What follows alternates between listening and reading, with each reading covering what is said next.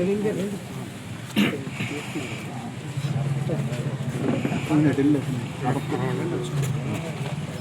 जय भीम जय भीम जय भीम जय Bhim. Doctor B R Ambedkar जोहार, डॉक्टर बी आर अंबेडकर जोहार, डॉक्टर बी आर अंबेडकर సాధిస్తాం అంబేద్కర్ ఆశయాలు, సాధిస్తాం అంబేద్కర్ ఆశయాలు. ఇప్పుడు కొరువి వినయ్ కుమార్ గారు దళిత బహుజన్ ఫ్రంట్ భగవతో అర్హతో సమ్మా సంబుద్ధస్స ద్వితీయంపి నమో తస్స భగవతో అర్హతో సమ్మా సంబుద్ధస్స తృతీయంపి నమో తస్స భగవత్. కానూరు, మనం కూర్చున్నది కానూరు నడిబొడ్డున. ఈరోజు కార్మిక దినోత్సవం, అలాగే బుద్ధ పౌర్ణమి. ఇంతకుముందు నేను ఎప్పుడు కూడా ఇలాంటి సభల్లో పాల్గొనలా, అంటే ఈ బుద్ధ పౌర్ణమి సంబంధించిన సభల్లో పాల్గొనలా. నేను ఇక్కడికి వచ్చే ముందు అసలు ఏంటి దీని విశిష్టత అనేది చాట్ జీపీటీలో తెలుసుకున్నాం. ఇప్పుడు మన రాము గారు చెప్పారు, అది రాము గారా వినయ్ గారా వినయ్ గారు చెప్పినట్టున్నారు, ఇది పౌర్ణమి గురించి. 3 పౌర్ణిమాల్లో ఆయన జ్ఞానోదయం కానీ, లేకపోతే వినయ్ గారు చెప్పారు కరెక్ట్. ఇవన్నీ కూడా తెలుసుకోవటం జరిగింది. బుద్ధుని ప్రవచనాలు విని ఆయన యొక్క బాటలో ఆయన ఆశయాలు సాధించాలని చెప్పేసి డాక్టర్ బిఆర్ అంబేద్కర్ సాహెబ్ ఆయన బౌద్ధ మతం తీసుకోవటం, ఆయనతో పాటు లక్షల మంది దాంట్లోకి వచ్చి వినయ్ గారు చాలా చెప్పారు. ఇది వ్యక్తుల మధ్య ప్రేమ, అహింస తొలగిపోయి కుల వ్యవస్థ పోయి సమానత్వం అనేది వచ్చిన రోజున ఈరోజు ఈ పోలీస్ వ్యవస్థ కానీ, లేకపోతే ప్రభుత్వాలు కానీ ఇవన్నీ కూడా ఏది లేకుండా సక్రమమైన పరిపాలన అనేది సాగుతుంది అని చెప్పేసి 100కు 100% నిజం. కానీ ఈ రోజున ప్రజల మధ్య ఏముంది అని అంటే కుల వివక్ష, మత వివక్ష, ప్రాంతీయ రకరకాలుగా పెరుగుతుందే తప్పితే తగ్గట్లేదు. ఇది పోయిన రోజునే భారతదేశం అభివృద్ధి చెందుతుందని ప్రగాఢమైన నమ్మకాన్ని నేను తెలియజేస్తా ఉన్నాను. ఈరోజు కానూరు 2024కు ముందు కానూరు వేరు, 2024 తర్వాత ఈ 2 సంవత్సరాల్లో అభివృద్ధి చెందిన కానూరు వేరు. ఈ కానూరుకి ప్రధాన సమస్య దోమలు. ఆ దోమలు ఏ సమస్యతో కానూరు వచ్చినాయి అనేది చెప్పాలి అని అంటే దానికి సమస్య డ్రైనేజ్. చాలామందికి కానూరులో ఉంటున్నా కానీ అసలు ఏమిటి ఈ కానూరు గురించి, ఈ అభివృద్ధి ఏంటి, ఈ డ్రైనేజ్ ఏంటి అనేది ఎవరికి కూడా తెలవాల. నేను అతి తక్కువ సమయంలో, ఇందాక మురళి గారు చెప్పారు, నేను పొద్దున్నే ఇందాక మంచి ఆలోచనలు ఎప్పుడు వస్తాయంటే నిజంగా నేను కృష్ణానదిలో 4:40కి దూకుతా, 5:46 గంటల్లోపు మళ్ళీ ఒడ్డుకు ఎక్కేస్తా. ఏతేసుకుంటా ఎవరు పక్కన చీకటిగా ఉంటుంది, ఏతేసుకుంటా దాదాపు ఒక 6 కిలోమీటర్ వెళ్ళిపోతా ఉంటాను. వెళ్ళేటప్పుడు నిన్న జరిగిన సంఘటనలు ఇందాక చెప్పారు వినయ్ కుమార్ గారు, ఒక మనిషిని ఆర్గ్యూ చేసుకోవాలి. నిన్న ఏం చేసాం మనలో ఒక లోపం ఏంటి అని అంటే ప్రతి వ్యక్తి, ఇక్కడ చిన్న లేదు, పెద్ద లేదు, కులం లేదు, మతం లేదు, ప్రాంతం లేదు, ఏది లేదు. ప్రతి వ్యక్తి కూడా అనుకుంటారు నేను చాలా తెలివిగల వ్యక్తిని, నేను చెప్పింది నా ఆలోచనలే కరెక్ట్ అని చెప్పి ఆలోచనలోనే ఉంటాం. దానికన్నా మూర్ఖత్వం ఇంకొకటి లేదు. మనం నేర్చుకోవాల్సింది చాలా ఉంది, తెలుసుకోవాల్సింది చాలా ఉంది. మనం నిన్న ఏం చేసాం అనేది ప్రతి ఒక్కరూ కూడా సెల్ఫ్ ఆర్గ్యుమెంట్ చేసుకొని మనం నడిచింది సక్రమమైన మార్గమా కాదా ఏంటి అనేది ప్రతి ఒక్కరూ ఆలోచించుకొని సక్రమమైన మార్గంలో ప్రయాణించేయాల్సిన అవసరం, అంటే ఆలోచనలు అనేది ప్రతి ఒక్కరికి అవసరం. ఆ కృష్ణానదిలో ఈదేటప్పుడు నేను ఆలోచనలు చేస్తా ఉంటాను. పొద్దున్నే నిన్న ఏం చేసాం, నిన్న తప్పు చేసాం, మిస్టేక్ చేసాం, అది దాన్ని సరి చేసుకోవాలి. కానూరులోనో లేకపోతే పోరింకలోనో తెరమల కుదురులోనో పలానా ప్రాబ్లం నా దృష్టికి వచ్చి దాన్ని ఎలా పరిష్కారం చేస్తే బాగుంటుంది అనేది 2-3 రకాలుగా ఆలోచించి దాన్ని మళ్ళీ బెటర్గా, ఇవన్నీ కూడా శ్రమ ప్రతి ఒక్కరూ. ఇందాక వినయ్ గారు చెప్పారు, శ్రమ లేదే ఏది కూడా విజయం అంత తొందరగా రాదు. నేను 2014-19 ఎమ్మెల్యేగా ఉన్నప్పుడు పోరంకి, కంకిపాడు, ఉయ్యూరులో పారిశుద్ధ్య కార్మికులతో రోజు 2 గంటలు పనిచేశాను. నిజంగా ఎలా పనిచేస్తున్నారు అనేది నాకు నిజంగా ఆశ్చర్యం. దాదాపు సంవత్సర కాలం పనిచేశాను ఎమ్మెల్యేగా ఉండి. సరే, అభివృద్ధి,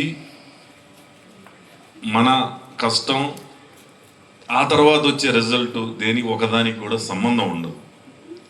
రకరకాలు ఉంటాయి, రాజకీయ కోణాలు ఉంటాయి, లేకపోతే ఎన్నికల సమయంలో ఇంకా అనేక రకాలుగా ఈక్వేషన్స్ ఉంటాయి. అన్ని దానికి దీనికి సంబంధం లేదు. మనం చేయాలి, మనం కష్టపడాలి అనే దాని మీద కష్టపడ్డాం. ఆ రోజు మళ్ళీ తర్వాత ఎన్నికలు జరిగినాయి, మళ్ళీ తర్వాత వచ్చాం. ఇప్పుడు మళ్ళీ కొన్ని రకాలుగా తెలుసుకొని మనం చేయటం కాదు, దీన్ని మరింత మెరుగ్గా ఏ విధంగా చేస్తే బాగుంటుంది అనే ఉద్దేశంతో ఈరోజు మనం ఒక్కడం చేయటం కాదు, వ్యవస్థలో మార్పులు తీసుకొచ్చి చేయాలి, అభివృద్ధి చేయాలనే ఉద్దేశంతో ప్రతిరోజు 2-3 గంటలు బైక్ మీద తిరుగుతూ వీలైనంత ఎక్కువ మందికి అందుబాటులో ఉండాలనే ఉద్దేశంతో రోజు ఉదయమే గ్రామాల్లో తిరగటం జరుగుతూ ఉందని ఈ సందర్భంగా తెలియజేస్తా ఉన్నా. చూస్తే నాకే ఆశ్చర్యం వేస్తూ ఉంది. ఎన్నికల ముందు, ఎన్నికల తర్వాత ఈ ఊరు దాదాపు 4-5 రోజులు సంబంధాలు లేవు. ప్రధాన రహదారికి ఊరికి ఈ లోతు నీళ్లు ఉన్నాయి. ఏంటో అర్థమయ్యేది కాదు.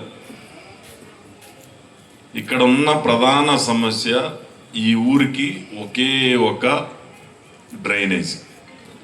అది మొత్తం కూడా సనత్ నగర్ దగ్గర నుంచి కానూరు మొత్తం కూడా, ఇటు నవతా రోడ్డు దగ్గర నుంచి పాత ఊరు దగ్గర నుంచి మొత్తం అన్నీ కూడా ఈ మార్గం నుండి ఇటు నుంచి వెళ్ళి 100 ఫీట్ రోడ్డుకి వెళ్ళాల్సిందే డ్రైనేజ్. ఆ రోజు ఆక్రమణలుంటే మెయిన్ ప్రధాన రహదారిలో మొత్తం పగలగొట్టి డ్రైనేజీలు తవ్వి దాదాపు 3-4 రోజుల తర్వాత ఆ నీళ్ళన్నీ కూడా పోయే విధంగా చేశాం. చేసినాక రాత్రికి రాత్రి రోడ్డు నిర్మాణం చేసాం, అయిపోయింది, బాగానే ఉందనుకున్నాం. మళ్ళీ సంవత్సర కాలం వచ్చేసరికి మళ్ళీ వర్షం పడితే ఆ పాత వేసిన రోడ్డు అంతా పోయి మళ్ళీ ముంపుకు గురైంది.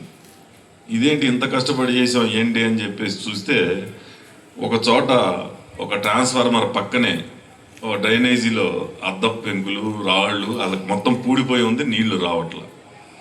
రాత్రి ఈ టైంలో మొదలు పెట్టాం ప్రొక్లైనర్ తోటి. 11 దాకా అట కరెంట్ ఆపేసి ఆ ప్రొక్లైనర్ తోటి మన పారిశుద్ధ్య సిబ్బందితోటి అక్కడే నిలబడి అవన్నీ కూడా క్లియర్ చేస్తే మళ్ళీ ఉదయం వచ్చేసరికి రోడ్డు మీద ఒక చుక్క నీళ్ళు. అప్పుడు అర్థమైంది నాకు, ఇది కాదు మనం చేయాల్సింది, ముందు డ్రైనేజీ ప్రక్షాళన చేయాలి అని చెప్పేసి మొత్తం పంటకాల రోడ్డు దగ్గర నుంచి ఇక్కడ దాకా కూడా డ్రైనేజ్ సిస్టమ్ అభివృద్ధి చేసాం. ఆ చేసేటప్పుడు మీరు చూస్తే ఇక్కడ నాకన్నా కూడా మీరందరూ కూడా ఎక్కువ చూసుంటారు. ఆ రోజున ఒక భయానక వాతావరణం, ఒక ఊబిల్లాగా ఉన్న డ్రైనేజ్ అంతా కూడా తీసి రోడ్డు మీద పోసి కాలువలు కట్టి అభివృద్ధి చేసిన తర్వాత రోడ్డు వేద్దాము అనే ఉద్దేశంతో డ్రైనేజీలు రెండు పక్కల కట్టేసి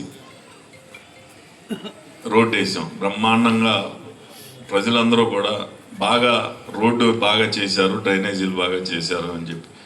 కానీ మనం చేసిన పని ప్రతి ఒక్కరూ కూడా గుర్తుపెట్టుకోవాల్సిన అవసరం ఉంది. నిజంగా కాంట్రాక్టర్లు, వర్కర్లు, ప్రజలు కూడా నాకు పూర్తిగా సహకరించి ఈరోజు కానూరు ప్రధాన రహదారిని ఆ విధంగా అభివృద్ధి చెందడానికి కృషి చేశారు. దీంట్లో బాగా కొంతమందికి కష్టం కలిగి ఉండొచ్చు. అది నా స్వార్థం కోసం ఏది కూడా చేసింది కాదు, కేవలం గ్రామ అభివృద్ధి కోసం చేసింది అని చెప్పి ఈ సందర్భంగా తెలియజేస్తాను. నేను రంగా గారి బొమ్మ దాటిన తర్వాత డ్రైనేజీకి పెట్టిన డబ్బులు అక్కడికి ఆగిపోయినాయి. కరెక్ట్గా రోడ్డు ఇంకా 30 అడుగులు ఉందనంగా డ్రైనేజ్ తవ్వి ఇట కలిపారు. నేను ఒక రోజు వచ్చాను, మొత్తం బాటిల్ నెక్ లాగా అయిపోయింది ఆ కలవట్టు దగ్గర. దీన్ని వెడల్పు చేయాలనే ఉద్దేశంతో ఇమ్మీడియట్గా మనం రోడ్డు వేయాలి అని అంటే ఆ డ్రైనేజీ కట్టాలి. నేను వెంటనే కాంట్రాక్టర్కి పిలిచి అప్పటికప్పుడు ఇది డైవర్ట్ చేసి చెరువు దాకా కన్స్ట్రక్షన్ చేసే డ్రైనేజీ అంటే అవసరం లేదంటే ఆ కల్వర్ దాకా కన్స్ట్రక్షన్ చేస్తే చాలు, ఇదంతా కూడా ఓపెన్ అయిపోతుంది, బ్రహ్మాండంగా ఉంటుందని అంటే అప్పుడు ఆ డ్రైనేజీ ఆ ఇళ్ల పక్కకు తీసేసి రోడ్డు అంతా కూడా ఎడల్పు చేయటం జరిగింది. ఆ వర్క్ టెండర్లు పిలవకుండా కాంట్రాక్టర్కి ఇచ్చి పని చేయించేసాం. దానికి గోరంతని కొండంతలు చేసి బోడే ప్రసాద్ ఎమ్మెల్యే చేసిన వర్కులకి బిల్లులు తీసేసుకుంటున్నాడు అని చెప్పి ప్రచారం మొదలుపెట్టారు. ఇప్పుడు తులసీనగర్లో కూడా అదేవిధంగా మనా కళ్యాణ్ మండపం దగ్గర నుంచి అక్కడ దాకా వెళ్ళే రోడ్డు బాగా గుంతలు పడిపోయి సనత్ నగర్ ప్రజలందరూ కూడా మెయిన్ రోడ్డుకి వచ్చేది. రెండు పక్కల డ్రైనేజీ కట్టినాక రోడ్డు టెండర్లు పిలిచాము, తీరా చూస్తే రోడ్డు వేస్తే రోడ్డు ఆగదు, డ్రైన్లు కట్టినాక రోడ్డు వేద్దామని చెప్పేసి ఆపారు. ఆపినాక టెండర్లు పిలిచేదాకా ఎందుకే వర్కులు మొదలు పెట్టాను, కాంట్రాక్టర్తో వర్క్ మొదలు పెట్టిస్తే ఇదిగో టెండర్ ఇప్పుడు పిలిచారు, ఇదిగో వర్క్ చేసేసి ఉంది, ఇది డబ్బులు దొబ్బేస్తున్నారని చెప్పి ప్రచారం. అంటే ఇవన్నీ కూడా తెలుసుకోవాలి ప్రజలు. అభివృద్ధి కోసం సరే తాత్కాలిక అడ్డంకులు సృష్టించగలరేమో కానీ అభివృద్ధిని అడ్డుకోలేరని చెప్తాను. తప్పకుండా ఇందాక మురళీమోహన్ గారు చెప్పారు, కానూరుకి 3 ప్రధాన రహదారులు. ఒకటి బందర్ రోడ్ నుంచి ఏలూరు రోడ్డుకి కనెక్ట్ అయ్యే బల్యంవారి వీధి దాకా టెర్మినల్ రోడ్డుని 4 వరుసల రోడ్డు అంటే 2 వరుసల రోడ్డు మధ్యలో సెంట్రల్ లైటింగ్ తోటి ఆ రోడ్డు టెండర్ పిలిచారు. మహానాడు రోడ్డు కరెక్ట్గా హై స్కూల్ పక్క నుంచి పోరంకి నిడమానూరు రోడ్డు దాకా కలిసేదాకా 35 కోట్ల రూపాయలతోటి సెంట్రల్ డివైడర్ లైటింగ్ తోటి టెండర్లు పిలిచారు. బల్యంవారి వీధి అక్కడికి తీసుకెళ్ళి మన కేసీఆర్ నాని గారి ఇంటి కార్నర్లో కలిసే విధంగా 35 కోట్ల రూపాయలు దానికి టెండర్లు పిలిచారు.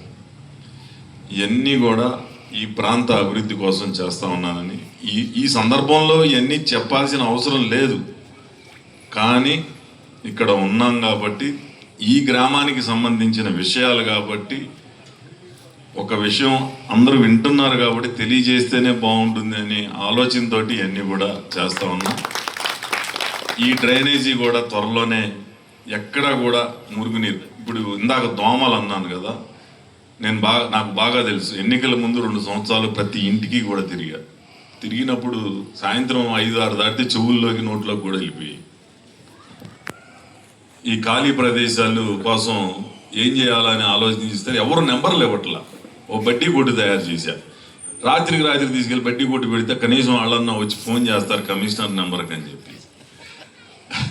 కానీ అది ఆచరణలోకి రాలే. మళ్ళీ దాన్ని కూడా నా మీద ఏదో ఒకటి అంటగట్టేసి బోడే ప్రసాద్ స్థలాలు ఆక్రమిస్తున్నాడని చెప్పేస్తారని ఒక మంచి పని చెయ్యాలి అన్నా కానీ భయం వేసే పరిస్థితికి వచ్చేసాం. ఏది ఏమైనా ఈరోజు ఒక మంచి సభలో ఇంతమంది నిష్ఠాతులు పాల్గొన్న సభలో పాల్గొనడానికి అవకాశం కల్పించినందుకు నా హృదయపూర్వక ప్రతి ఒక్కరికి కూడా నా హృదయపూర్వక ధన్యవాదాలు తెలియజేస్తూ జై భీమ్. థ్యాంక్